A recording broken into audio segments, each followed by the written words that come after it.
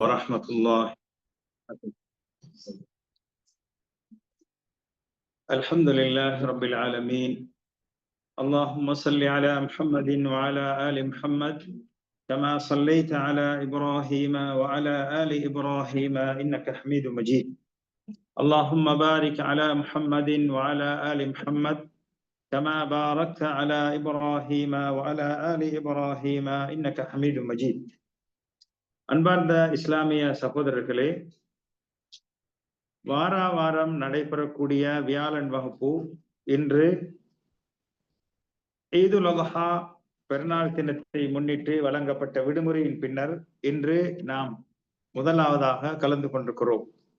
ஆரம்பமாக தகப்பல் அல்லாஹு மின்னா வ மின்கும் சாலிஹல் அமால், அல்லாஹ் நம் அனைவர்களுடைய நல்லறன்களை நற்செயல்களை அல்லாஹ் ஏற்றுக்கொள்வானாக என்ற பிரார்த்தனையோடு நாம் கடந்த வகுப்புகளிலே ஒவ்வொரு முஸ்லிமும் கட்டாயமாக தெரிந்து கொள்ள வேண்டும் என்ற அந்த பாடத்திலே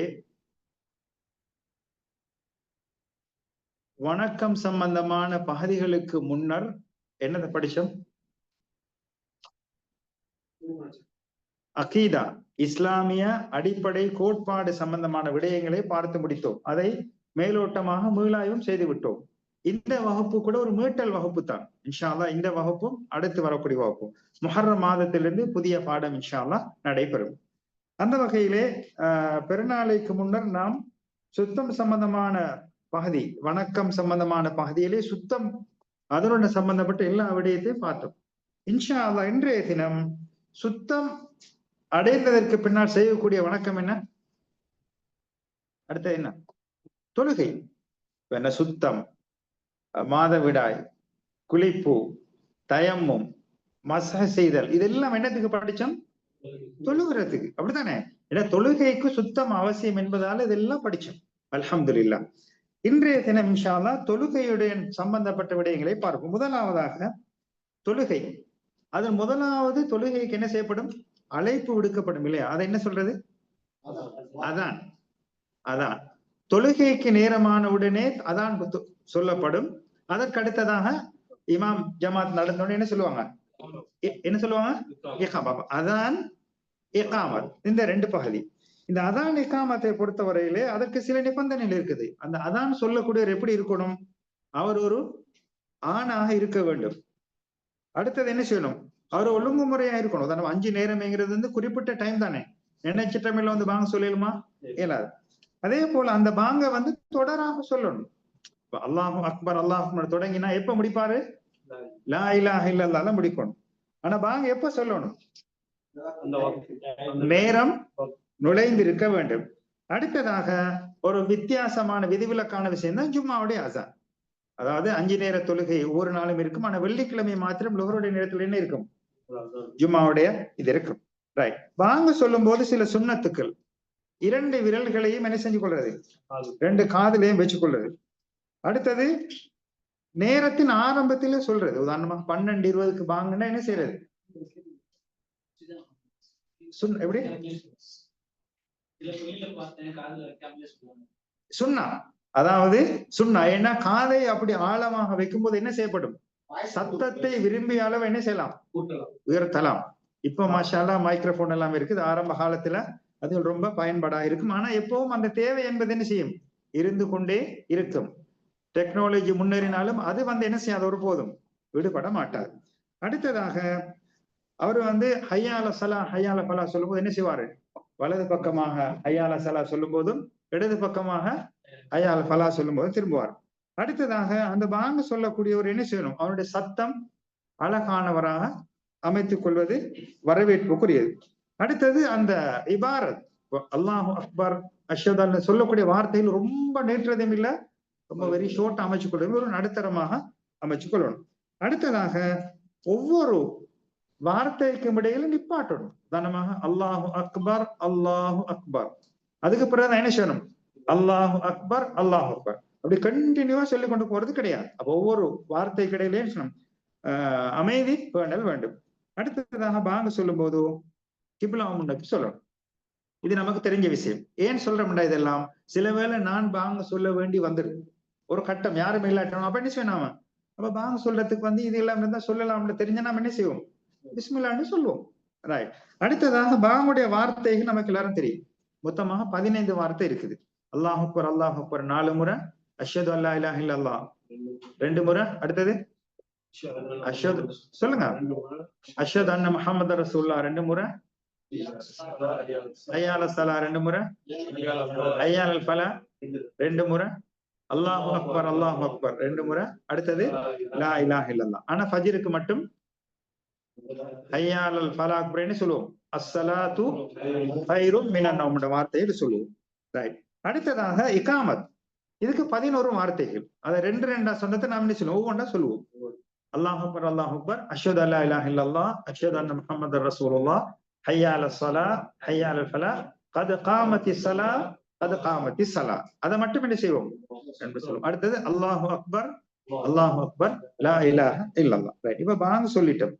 இப்ப நாம எங்க போறோம்? பாங்க சொல்லும் போது அதற்கான சில சுன்னத்துக்கள் இருக்குது. பாங்க சொல்றவருக்கு சுன்னத்து வேற, கேட்கிறவங்களுக்கு எத்தனை சுன்னத்திற்கு நம்ம படிச்சிருக்கிறோம்? ஒரு 5 விஷயம் சொன்னோம் இல்லையா? அதாவது பாங்கு சொல்லப்படுவதை காது கொடுத்து கேட்பவருக்கு 5 சுன்னத். என்ன சொன்னோம்? முதலாவதாக என்ன செய்யணும்? அவரு இமாம், அதாவது முஅத்தின் சொல்ற மாதிரி அப்படியே சொல்லணும். முஅத்தின் சொல்ற மாதிரி அப்படியே சொல்லணும் முதலாவது. 2வது என்ன? இது மீட்டல் வகுப்பு, உங்களுக்கு பேசலாம், பேசுறதுதான் சந்தர்ப்பம் இது. ஹய்யா அலஸ் ஸலாஹ், ஹய்யா அலல் ஃபலாஹ் சொல்லும்போது லா ஹவ்ல வலா குவத்த இல்லா பில்லாஹ், மாஷா அல்லாஹ். அடுத்து 3வது, பாங்க முடிஞ்ச உடனே நபியின் மீது என்ன செய்யணும்? ஸலவாத்து சொல்லணும். அதுக்கு பிறகு பாங்க துஆ சொல்லணும். பாங்க துஆ பாடம் தானே? அல்லாஹும்ம ரப்ப ஹாதிஹி தஅவத்தி தாம்மா வஸ்ஸலாத்தில் காயிமா ஆதி முஹம்மதனில் வஸீலத வல் ஃபதீலா வபஅஸ்ஹு மகாம மஹ்மூதன் அல்லதி வஅதா. அதுக்கு பிறகு என்ன செய்யணும்? இன்னும் ஒரு துஆ இருக்குது. ரதீது பில்லாஹி ரப்பன் வபில் இஸ்லாமி தீனன் வபி முஹம்மதின் ஸல்லல்லாஹு அலைஹி வஸல்லம் நபியன் வரசூலா. அப்ப முஅத்தின் அவருக்குரிய சுன்னத்து வேற, கேட்கிறவங்களுக்கு எத்தனை சுன்னத் இருக்குது? 5. ஓகே, இன்ஷா அல்லாஹ் அடுத்த வகுப்புல யாராவது ஒரு ஆள் வந்து முழுமையா சொல்லணும் இன்ஷா அல்லாஹ். Okay, right. அடுத்ததாக இப்ப பாங்கு சொல்லியாச்சுது. இப்ப தொழுகைக்காக வரப்போறோம். இப்ப தொழுகை என்பது இஸ்லாத்திற்கு முக்கியமான நிலை இல்லையா? தொழுகை என்பது இஸ்லாத்தில் முக்கியமான நிலை. தொழுகை இல்லாட்டி இஸ்லாத்தில் என்ன இல்லை? எந்த பங்கும் கிடையாது. அவருடைய சிறப்புகள் ஏராளம் இருக்குது. அதெல்லாம் ஒரு சிறப்பு சொல்லலாமா யாரும்? தொழுகையோட சிறப்பு, ஒரு முஸ்லிமுக்கும் முஸ்லிம் அல்லாதவருக்கும் இடையில் உள்ள வித்தியாசம் என்ன தெரியுமா? தொழுகை தான். தொழுகை இருந்தா அவரு முஸ்லிம், இல்லைன்னு சொன்னா என்ன இல்ல, எந்த வேறுபாடும் கிடையாது. வெறுமனே முஸ்லிம் என்ற பெயரால் இருக்கிறதால எந்த வேறுபாடும் கிடையாது. ரைட். அந்த தொழுகைக்குரிய நிபந்தனைகள் என்ன? நிபந்தனைகள்: நேரம் நுழைந்திருக்க வேண்டும். அடுத்தது அவுரத் மறைக்கப்பட்டிருக்க வேண்டும். அசுத்தங்கள் இருந்தால் அவைகள் நீக்கப்பட வேண்டும். கிப்லாவை முன்னாக்க வேண்டும். அடுத்தது நியத். உதாரணமா தொழுகிறேன்னு சொன்னா தானே இதெல்லாம் வரும். நான் கிப்லா திரும்பி நிக்கிறேன் என்னத்துக்கு? அசுத்தத்தை நீக்கிறேன் என்னத்துக்கு? அவுரத்தை மறக்கிறேன் என்னத்துக்கு? அப்ப இந்த நியத் கட்டம், இது வந்து நிபந்தனையில் உள்ள விஷயம். அடுத்ததாக தொழுகையுடைய அர்கான்கள் 16 இருக்குது. அது தெரியும் தானே? 14 ருக்குன்கள். 2 தொழணும். அடுத்தது எப்படி? தக்பீரத்துல் இஹ்ராம் சொல்லணும், சூரத்துல் ஃபாத்திஹா ஓதணும். அடுத்தது ருக்கு செய்யணும். ருக்குல இருந்து என்ன செய்யணும்? எழும்பணும். இதெல்லாம் தெரியும். சுஜூது செய்யணும், அத்தஹியாத்து, நபியின் மீது ஸலவாத்து, ஓர்டர் படி சொல்றது. கடைசிக்கு என்ன? சலாம் கொடுப்பது. ருக்குன கடைசி என்ன? சலாம். அப்ப 14 இன்ஷா அல்லாஹ் மீட்டி பார்த்துட்டு வருவோம் எல்லாரும் இன்ஷா. Okay, right. அடுத்த தொழுகையுடைய சுன்னத்துக்கள். தொழுகையுடைய சுன்னத்துக்கள் உதாரணமா 8 இருக்குது. உதாரணமா என்ன? தக்பீர் கட்டினோன்னு என்ன சொல்லுவோம்? இஸ்திஃப்தா தானா ஓதுவோம். அதுக்கு பிறகு அவுது பிஸ்மில் சொல்லுவோம். அதுக்கப்புறம் தொழுகையில வர ருக்கு சுஜூதுல சொல்லக்கூடிய அந்த தஸ்பீஹ்கள் இதெல்லாம் 2வது முறை வர்றது. முதலாவது சொல்றது வாஜிப். உதாரணமா சுப்ஹான ரப்பியல் அலீம் சொல்றது வாஜிப். 2வது 3வது சொல்றது சுன்னத். அடுத்தது தொழுகையுடைய முறைகள். தொழுகையுடைய முறைகள் தெரிந்தானே? வாஜிபாத்தம் சொன்னோம். எல்லா தக்பீர், உதாரணமா முதலாவது தக்பீரை தவிர்த்து அதுக்கு பிறகு வார தக்பீர் எல்லாம் வாஜிப். அப்புறம் ருக்கு சுஜூத் இதுல ஓதுற திக்ர்கள் வாஜிப். ரைட். அடுத்தது சுன்னத்துக்கள் தெரியும். அடுத்ததாக தொழுகையுடைய முறை. தொழுகை முறை தெரிந்தானே? முதலாவது என்ன செய்யணும்? நின்று தொழுவதற்கு சக்தி உள்ளவர் என்ன செய்யணும்? நின்றுதான் தொழணும். நின்று தொலைலாட்டி உட்கார்ந்து தொழலாம். உட்கார்ந்து தொழலாட்டி ரைட். அவன் தொழுக முறை தெரியும். தக்பீர் கட்டி சூரத்துல் ஃபாத்திஹா ஓதி அப்புறம் ருக்கு சுஜூத் எல்லாம் சொல்லி கடைசிக்கு என்ன செய்யுது, சலாம் கொடுக்குறது. இந்த முறை எல்லாருக்கும் தெரியும், தெரியும் தானே? ரைட். அடுத்ததாக தொழுகையுடைய மக்ரு, தொழுகையில வெறுக்கப்பட்ட செயல்கள். உதாரணமாக கொண்டு எப்படி தொழுகையுடைய மக்ரு கொண்டு சொல்லுங்க பாப்போம் யாராவது. பார்வைகளை என்ன செய்யறது, நாம எங்க பார்க்கணும், சுஜூத் செய்யற இடத்த பார்க்கணும். அப்ப மேல அண்ணாந்து பாக்குறது எல்லாம் என்ன, அது தொழுகையில தவிர்க்கப்பட வேண்டிய செயல்கள். அடுத்ததாக தொழுகையை முறிக்கக்கூடிய செயல்கள் 8. உதாரணமா 1 2 சொல்லுங்க பாப்போம். பேசுறது, குடிக்கிறது, சாப்பிடுறது, தொழுகையில இல்லாத விஷயங்கள் என்ன, சரி இது இல்லாம தொழுகையை முறிச்சிடும். ரைட். இந்த தொழுகையில ஏதாவது மறதிகள் ஏற்பட்டுட்டா அல்லது கூடுதல் குறைச்சல் செஞ்சிட்டா நாம என்ன செய்வோம், அதை நிவர்த்தி செய்யறது எப்படி, செய்ய வேண்டியதை திரும்பி செய்வோம். ஆனா செய்ய தேவையில்லாத விஷயத்துக்கு அதை குறை நிறைப்பு செய்யறதுக்காக என்ன செய்வோம், சஜதா அவசியம். அந்த சஜதால நாம் படிச்சோம், ஒன்று என்ன இருக்கும், கூடுதலாக இருக்கும் அல்லது குறைவாக இருக்கும் அல்லது சந்தேகமா இருக்கும். அப்ப சஜதா சாஹு செய்யறது 3 காரணம் தான். ஒண்ணு என்ன, ஒண்ணு கூட செஞ்சிருப்பாரு மறந்து வேணும்னு செய்யலாது, ஒன்று மறந்து என்ன செஞ்சிருப்பாரு குறைச்சிருப்பாரு அல்லது சந்தேகம். அப்ப சந்தேகம் எதன்பால் உறுதிப்படுகிறதோ அதை வச்சு சஜதா சாஹு செய்யும், அது தெரியும். ரைட். அடுத்ததாக இந்த தொழுகைக்குரிய நேரம் ஒன்று சொன்னது தானே. உதாரணமாக 5 நேரம் தெரியும் நமக்கு.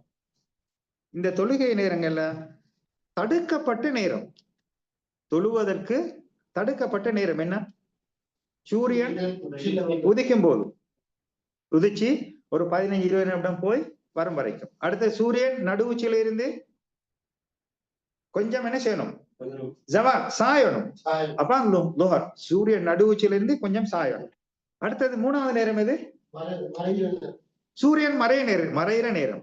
இந்த 3 நேரமும் என்ன, தொழுகை தவிர்க்கப்பட வேண்டிய நேரங்கள். சூரியன் உதிக்கும் போது ஒரு 15-20 நிமிடம் கழியும் வரைக்கும், நடுவுச்சில இருந்து கொஞ்சம் சூரியன் சாயம் வரைக்கும், சூரியன் மறைஞ்சு அதாவது சூரியன் மறைஞ்சு முடியும் வரங்காட்டு. இந்த நேரத்துல என்ன இல்ல, அசருக்கு பிறகு எந்த தொழுகையும் கிடையாது. எது வரைக்கும், சூரியன் மறையும் வரைக்கும். ஃபஜருக்கு பிறகு எந்த தொழுகையும் கிடையாது, சூரியன் உதிச்சு ஒரு 15 நிமிடம் வரும் வரைக்கும். நடு உச்சில இருந்து சூரியன் சாயம் வரைக்கும் எந்த தொழுகையும் கிடையாது. அதே நேரத்துல நாம சொன்னோம், இவ்வாறான சந்தர்ப்பத்துல சில தொழுகைகள் அனுமதிக்குமா, தடுக்கப்பட்ட நேரத்துல தொழுகைகள் அனுமதி. என்னென்ன தொழுகைகள் அனுமதி? முதலாவது என்ன, உதாரணமாக ஒரு ஆள் லோஹரு தொழுட்டு படுக்கிறார், ஆனா எழும்பி பார்க்கும்போது 5:30 மணி. அப்ப அசருக்கு பிறகு தடுக்கப்பட்ட நேரம் தானே, தொழில் மேலம் அவருக்கு தொழில். அப்ப கலாவாக இருந்தா என்ன, உதாரணமா தூங்கிட்டாரு அல்லது மறந்துட்டாரு அல்லது பிரயாணத்தை ஏதோ ஒரு தடங்களுக்கான தொழில் என்ன, அவருக்கு என்ன அந்த நேரம் தொழலாம். ரெண்டாவது யாருக்கு தொழலாம்,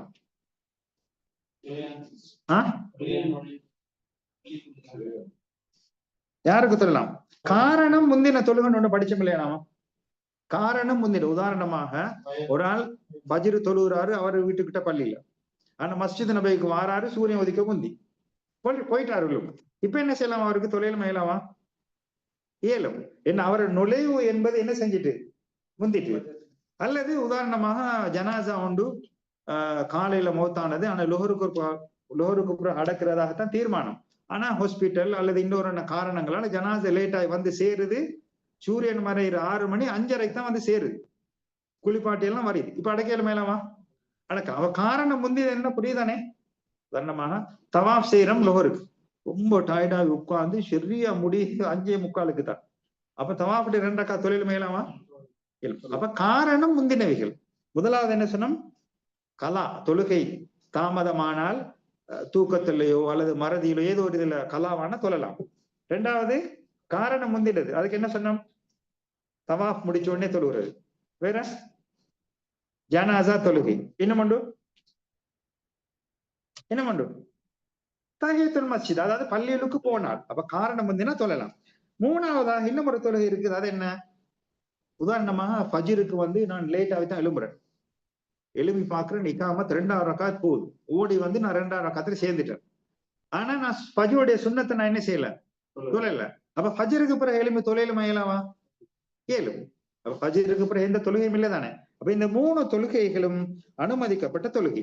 முதலாவது என்ன சொன்னோம்? தொழுகைகள் தப்பி போனா தடுக்கப்பட்ட நேரத்தில் தொழலாம். தொழுகைகள் காரணம் முந்தியவைகள் நிறைவேற்றப்படலாம். 3வது என்ன சொன்னோம்? ஃபஜ்ருடைய சுன்னத் முந்தைய தொலை கிடைக்காட்டி பின்னால தொழலாம். ரைட். அடுத்ததாக சலாத்துல் ஜமா. இந்த தொழுகையில் நம்ம என்ன செய்யணும்? ஜமாத்துல தான் தொழணும். அது வந்து ஆண்களுக்கு கட்டாயம். ஆண்களுக்கு கட்டாயம் எங்க தொழணும்? பள்ளியில தொழணும்.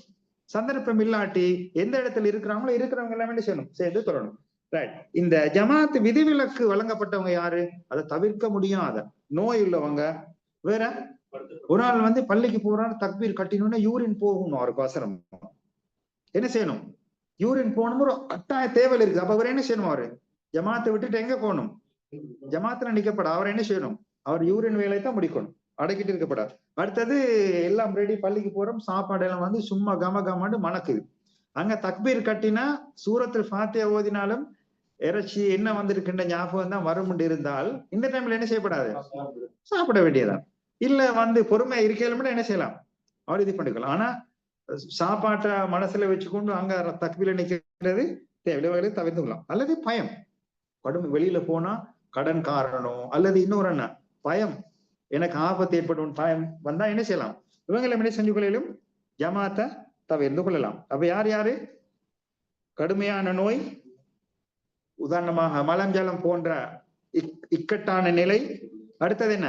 உணவு ஆயத்தமாகி அதிலிருந்து தவிர்த்து கொள்ள முடியாத ஒரு நிலை. அடுத்தது பயம். ரைட். இப்ப இந்த சலாத்து ஜமால நாம ஒரு பாடம் படிச்சோம். ஒரு நாள் வந்து லுஹர் எத்தனை ரக்கா தொழணும்? 4 ரக்கா தொழணும். அவர் வந்து 4வது ரக்காயத்துல இத்திதால வந்து சேர்றாரு. ஒரு கூ போயிட்டு எழுமினத்துக்கு பிறகு அவருக்கு அந்த ஜமாத்து நன்மை கிடைக்குமா? கிடைக்கும். ஆனா அதுக்காக வேண்டி ஓடி போக வேண்டிய தேவை கிடையாது. அதுக்காக வேண்டி என்ன செய்ய தேவை? ஓடி போக வேண்டிய தேவை கிடையாது. உதாரணமா வரும்போது 2வது ரக்காத்து நடக்குது, அவர் சாதாரண நிலையில வந்து எந்த நிலையில இமாம் அடைகிறாரோ அதோட சேர்ந்து தொழுதுட்டு எது அவருக்கு மைனஸ் ஆகுதோ அவர் என்ன செய்வாரு? எழும்பி தொழுது கொள்ளணும். ரைட். இந்த அதாவது ஒரு ஜமாத்தோட சேரக்கூடியவர் வந்து இமாம் ருக்குல இருந்து எலும்ப வந்து சேர்ந்துட்டாருன்னா அந்த ரக்காத் என்ன செய்யப்படும்? ஏற்றுக்கொள்ளப்படும். ஆனா ருக்குல இருந்து எலிமினத்துக்கு பிறகு சேர்ந்தாருண்டா அது அந்த ரக்காத் என்ன செய்யப்படாது? ஏற்றுக்கொள்ளப்பட மாட்டார். அப்ப இமாமுடைய ருக்குவில் இருந்து எழும்புதலுக்கு முன்னால் சேர்ந்தால் அந்த ரக்காத் என்ன செய்யப்படும்? ஏற்றுக்கொள்ளப்படும். ருக்குவுக்கு பிறகு எழுப்பினாருன்னா அவர் கண்டினியூவா தொழணும். ஆனா அந்த ரக்காத் என்ன இல்ல, ஒட்டு கிடையாது. அதை கழிச்சிட்டு அவரை எழுப்பின இமாம் முடிஞ்சது பிறகு என்ன செய்யணும்? அந்த ரக்காத்தை தொழணும். ரைட். அடுத்ததாக தொழுகையோட வகைகளின் சரணம் அடுத்த வகுப்புல பார்ப்போம். உதாரணமாக தொழுகையோட வகைகள் என்ன சொன்னோம்? அதாவது ஒரு தொழுகையோட பேர் சலாத்துல் ஹவுஃப், பயங்கர நேரத்துல தொழுகிறது. அடுத்த சலாத்துல் வெள்ளிக்கிழமை தொழுகிறது என்ன? சலாத்துல் ஜுமா. அடுத்தது காரணம் கொடுக்கப்பட்டவர்கள் தொழுகையில, உதாரணமா பிரயாணிகள், நோயாளிகள், இது ஒரு தொழுகை. அடுத்தது 2 என்ன தொழுகை? பெருநாள் தொழுகைகள். அடுத்தது சந்திர கிரகணம், சூரிய கிரகணம். அடுத்தது மலை தேடி தொழும் தொழுகை, மலை தேடி தொழும் தொழுகை. அடுத்தது ஜனாசா தொழுகை. எத்தனை தொழுகை சொன்னோம்? முதலாவது என்ன? சலாத்துல் ஹவுஃப், என்ன? பயங்கரமான நிலை தொழுகிறது. அடுத்தது வெள்ளிக்கிழமை தொழுகிறது என்ன? என்ன? சலாத்துல் ஜும்மா. அடுத்தது காரணம், உதாரணமா தவிர்க்க முடியாத ஒரு பிரயாணம், நோய் போன்றவங்களுக்கு சலுகை கொடுக்கப்பட்ட தொழுகைகள். அடுத்தது 2 பெருநாள் தொழுகைகள். அடுத்தது கிரகணம், சூரிய கிரகணம், சந்திர கிரகணம். அடுத்தது மலை தேடி தொழும் தொழுகை. ஒரு நாள் மௌத்தான தொழுகிற தொழுகை என்ன? இந்த தொழுகை எல்லாம் வந்து அடுத்த கிழமை ஒவ்வொரு ஆளும் ஒவ்வொரு தொழுகையை பத்தி சொல்லணும். உதாரணமா ஒரு நாள் பயங்கரமான நிலை தொழுகிற தொழுகை முறை யாரு சொல்ல போறது? ஒரு ஆள் யார சொல்லுங்க. இப்ப இல்ல, அடுத்த கிழமை ஒரு ஆள் சொல்லுங்க யாருன்னு. இப்ப சொல்லுவோமா? ஓப்பனா விட்டுடுவோமா? ரைட். சலாத்துல் ஜும்மா பத்தி யார சொல்றது? ரைட். அடுத்தது இந்த பிரயாண தொழுகை பத்தி யாரு சொல்றது? ஓகே. பெருநாள் 2 பெருநாள் தொழுகை பத்தி 2 பெருநாள் தொழுகை யாரு? பிஸ்மில்லா, குயிக்கா ஒரு ஆள் வாங்க. யாரு? ரைட். பெருநாள் தொழுகை. கிரகண தொழுகையை பத்தி சொல்றது யாரு? ஒரு கிழமை இருக்குது, 7 நாள் பார்த்துட்டு வரலாம். யாரு கிரகண தொழுகை? கிரகணம் வந்தா பாப்போம், அப்படித்தானே? கிரகண தொழுகை யாரு? யாராவது ஒரு ஆள்? ஷேக் நீங்க ரெடியா? பாத்துட்டு வாங்க. ஓகே, கிரகண தொழுகை சரியா? ஓகே, நீதான் ஷேக் யாசி. Okay right. அடுத்தது வந்து மலை தேடி தொழும் தொழுகை யாரு சொல்றது? இதெல்லாம் படிச்ச பாடம், ஒரு மீட்டல் தான், ஒண்ணும் இல்ல. அவர் என்னத்துக்கு சொல்லுவோம், மலை தேடி தொழும் யாரு? சரியா? யாரு? ரைட். அடுத்த ஜனாசா தொழுகை பத்தி யார் சொல்றது? இந்த தொழுகையோட வகைகள் அபூபக்கர் பாய். ஓகே, ஜனாசா தொழுதீங்க தானே? ரைட். அப்ப இன்ஷா அல்லாஹ் இந்த எல்லா தொழுகையிலும் வந்து ஒவ்வொரு ஆள் வந்து இங்க சொல்லணும். அதாவது ஜனாசா தொழுகைண்டா எப்படி, கிரகண தொழுகைண்டா எப்படி, இன்ஷா அல்லாஹ் ஒரு மீட்டல் இன்ஷா அல்லாஹ். Okay right. அதுக்கு அடுத்ததாக இன்ஷா அல்லாஹ் ஜகாத் அதனுடைய பாதையில பார்த்துட்டு இந்த பாடம் முடிஞ்சிடும் இன்ஷா அல்லாஹ். இந்த அடுத்த வருடத்தின் ஆரம்பத்திலிருந்து நாம புதியதொரு புத்தகம், புதியதொரு பாடத்தை நிச்சயம் இன்ஷா அல்லாஹ் நாம் தருவோம். எனவே எவைகளை படித்தோமோ அவைகளை வாழ்வில் எடுத்து நடப்பதற்கும் பிறருக்கு முறையாக அதனை எத்தி வைப்பதற்கும் வல்லவன் அல்லாஹ் நம் அனைவருக்கும் அருள் புரிவானாக. ஆமீன். வ ஆஃபிரு தஅவானா அல்ஹம்துலில்லாஹி ரப்பில்